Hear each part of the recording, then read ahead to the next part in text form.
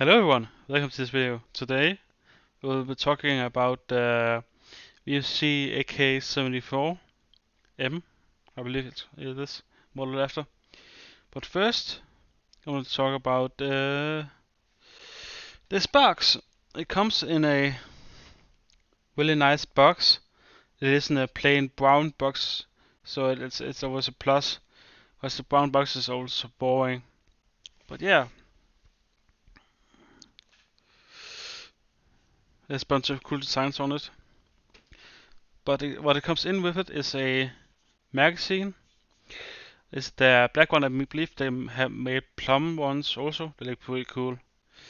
But there's really nothing interesting about like the what's called gasket and feed lips. They are as basic as it comes. Or something I have noticed that was interesting is this middle part here is what pops up, so it stops the mechanism to start the mechanism when it's no more BBs in it. Right now it's up here because I have put it on Wi-Fi mode so I can show you shooting it. I'm not gonna shoot it inside because that's dangerous. But yeah, it's quite light. I would say it's about the same as a VFC M4 Stanek mag. But yeah, it has like a lip here. That's fun to put it in, and lip here normal like in the AK. But yeah, I'm probably not gonna buy any more of these because once where I can find it to buy these, they cost 80 euros per magazine, and that's expensive. But it's new gun, and I understand that they are rare and all that stuff, but still, that's a lot of money for one magazine. I believe the VFC M4 magazines, like the middle ones, they cost like around $60, 60 euros. So it's 20 euros more because it's rare and because it's like new. So probably just gonna get a HPA adapter for the gun, and I'm gonna get it from AirTag because it's more expensive up front for like a hose and a tank and a regulator and an adapter. But in the wrong one, because I believe the magazines, all the magazines, like 6 magazines, cost like 400 euros. That's like maybe a pretty decent stock gun, so same price. So I'm not doing that. I'd rather just buy a HP kit for it. But yeah, now it comes with a speed loader and a little adapter for the magazine, so you can put it up and like on it like this, and you could just take it and you know. But anyway, let's go to the gun.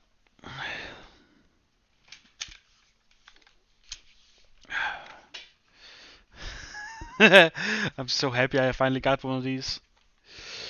I've wanted one of these for quite a while, but every time I've looked for one, it's only place I could get one is somewhere in Asia, and like I don't. Every time I just said, okay, it's super cool, but I don't really want to pay what's it called I believe it's tariffs for it. I can't remember. It's like 25% of the overall cost of what you're buying. You're paying extra. Every time I say like, it's a cool gun, but I don't really feel like doing that shit. So, so when I found out that some what's called that website? What's it called? That Power Air had one of these, or a couple of these for sale. I thought, okay, now's the time because Power Air, I believe it's located in South France. So there's no like additional cost otherwise, compared to like somewhere in Asia where you gotta pay like 25% extra. So yeah, pick one of these up. I was quick on the trigger because I know these guns are super popular right now. So I had to go get one, be fast on the trigger because otherwise I'm not gonna get one. But yeah, I've had this for like almost 30 minutes now, and I love it because I have always been huge fans of AKs, and more specifically the AK-74M. That's basically my favorite gun. So I got one of these. As you can see, that looks better with the magazine in.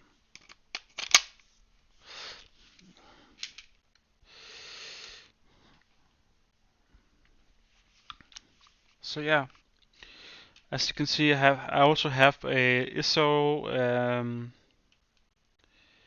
556, I believe it's called. It's made by it's branded Toyama, but we all know it as VFC. So this is also a VFC, and yeah, like it's dirty build. That's a. I'm just gonna take the magazine out for safety stuff. Yeah. Oh, I got that, but I knocked the box over. Oh, there you go. There's a little like side to side wobble. No, we can hear this. Little, but I don't intend keeping the stock anyway, so doesn't really matter. Let's see the grip. It's kind of it's kind of skinny, but it's not as skinny as I thought it's gonna be. So it's actually okay. When it comes to the selector, it's actually stiffer than my buddy's and has one. It's a little looser, but that's because I haven't taken off the tape.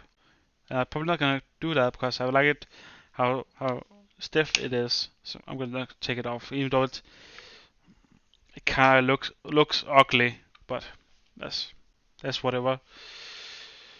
As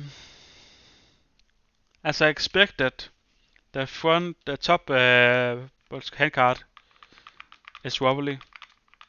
I expected that because I've seen a couple videos on this gun, and that's always been the case. So whatever.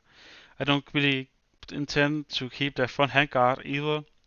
I'm gonna change it out for something else. So yeah, Postbusters. And the bottom handguard is super solid. There's no movement in that at all. So I would say that's way more important than the top part being solid, because this is actually what you're going to be gripping and handling when you're shooting. But yeah, and also it has the muzzle brake. It's a finish is like kind of similar to the dust cover. It's yeah, and you can just compare. I have the ENL muzzle brake for my ENL SF gun. If you want to see that, this review on that has on my channel. But yeah, it's almost basically the same size. This might be a little larger, but yeah,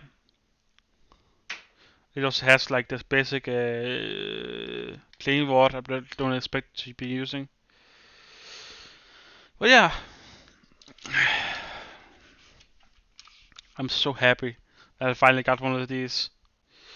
And the front sight I'm not expecting to use, but I don't remember. I don't think there's many airsoft that actually use the iron sights. But oh shit, that's a strong spring in this. But yeah, it is adjustable. If you wanna try to use the iron sights. But it also has the AK-74, what's called the side mount, what's called whale, I guess. And you can see, if you go closer here, so you can see the markings. As the Ishmesh, I believe, the factory making, I believe. I don't know. It's modeled after like a AK-74 made in the 90s. I believe that back then it still was Ishmesh factory. That nowadays it's just Kalashnikov concern. So, but back in the 90s it was Ishmesh, and yeah. Let's see how it sounds whacking it. I'm gonna get the microphone close.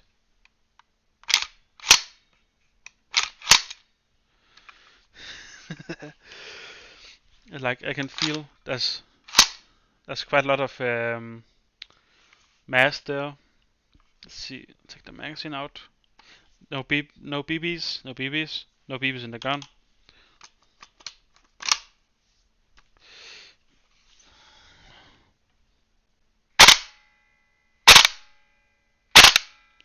As you can tell, there's quite a lot of not a lot of equal, but a decent, pretty snappy. There's no BBs in this gun. It's safe direction anyway. So.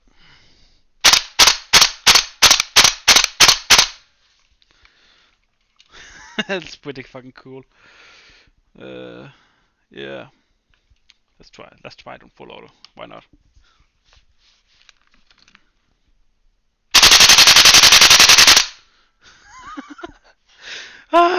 This is fun. Fucking cool as shit. And the magazine isn't that cold even after all that fire. I'm just gonna put that down. When it comes to the trigger, it's an AK trigger, but you get pretty soon used to it.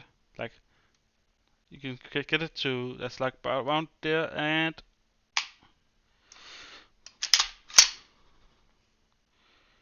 so it's like this must play, and then you get to the wall.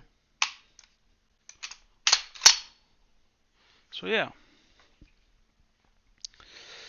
this was more of a first look on it. As you can see what it's like before I start changing stuff on it. Yeah, and it's also you can press the button back here and just fold it. So if you are like at a Milsim and you just like fold it and just have it like this, if you're in like a vehicle of some kind, and I don't know how to make it spring, but fuck, it's powerful. So yeah. Wait, I can actually quickly show you taking the dust cover off. Oh shit, it's stiff. I'm gonna put it on full auto. Let's see if that's. Oh shit. There you go. It's like that's like any other AK dust cover.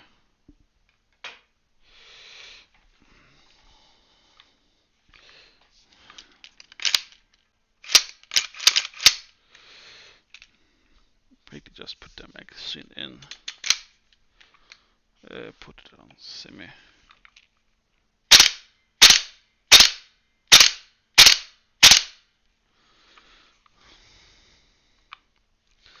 As you can see here.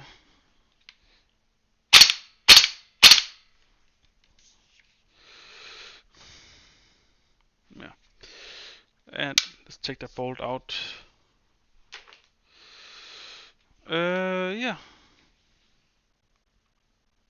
Let's do that in another video. But yeah, hope you enjoyed this video. Goodbye.